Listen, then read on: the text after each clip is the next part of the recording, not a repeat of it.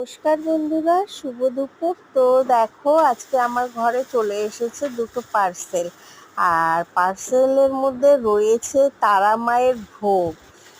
ওফো, মানে সত্যি ভাবতে পারছি না যে তারা মায়ের ভোগ পাবো আজকে।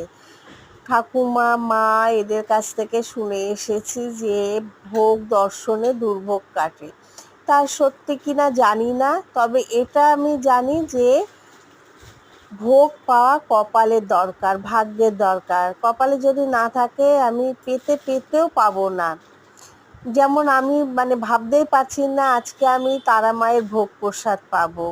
দেখো কি সুন্দর পেয়ে গিয়েছি। তো কি কি রয়েছে সেটা তোমাদের দেখাচ্ছি। দেখো, পোলাও, বেগুনি, ধোকার ডালনা, আলুর দম, পায়েস। মানে সত্যি আমি এটা অন্তর দিয়ে বিশ্বাস করি, ভোগ পাওয়া কপালের ব্যাপার, আমার কপালে ছিল।